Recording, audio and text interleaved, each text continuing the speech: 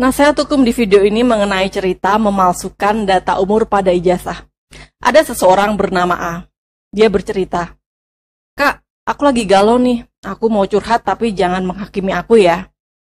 Jadi, aku pernah melakukan kesalahan, Kak. Aku memalsukan data umur pada ijazah perguruan tinggiku, Kak.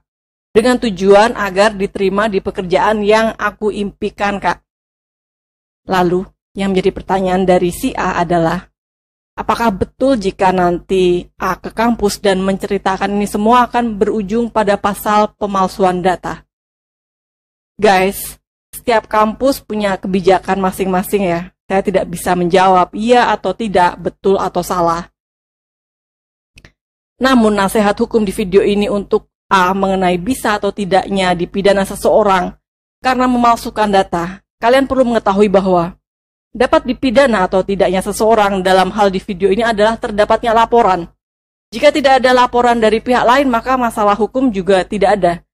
Jadi jangan mikir terlalu berat, terus berkarya aja.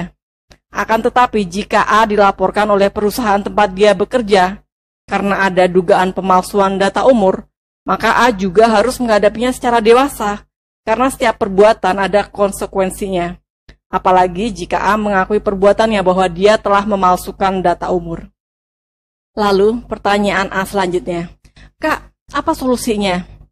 Solusi pertama, jika A datang ke kampus, ceritakan apa adanya bahwa A mengaku telah memalsukan data umur karena pengen diterima pada suatu pekerjaan.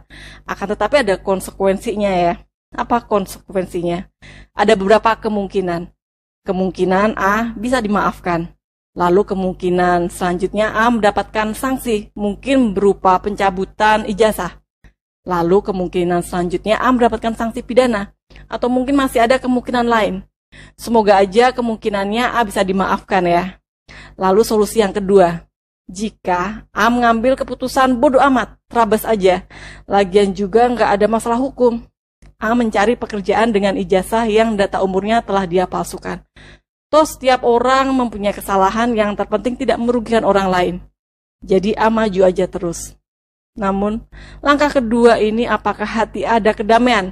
Atau terus diikuti rasa bersalah, ketakutan? Karena ini pun masih ada kemungkinan lagi jika dilaporkan tentang dugaan pemalsuan data, A juga mempunyai kewajiban untuk mempertanggungjawabkan tindakannya. Lalu solusi yang ketiga, jika A kuliah lagi dengan data yang benar tanpa ada pemalsuan di dalamnya.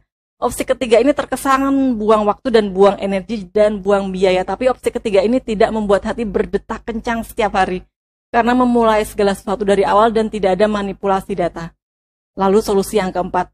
Untuk nasihat yang keempat ini mungkin di antara kalian yang mempunyai nasihat untuk sahabat kalian si A, jika ada di kolom komen ya, karena nasihat kalian pasti akan sangat dibutuhkan A saat ini.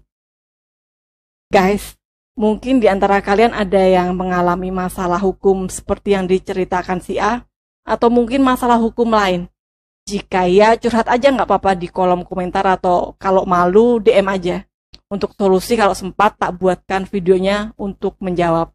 Dan guys, nasihat hukum di video ini hanya nasihat secara umum aja ya. Sekali lagi jangan menghakimi orang lain.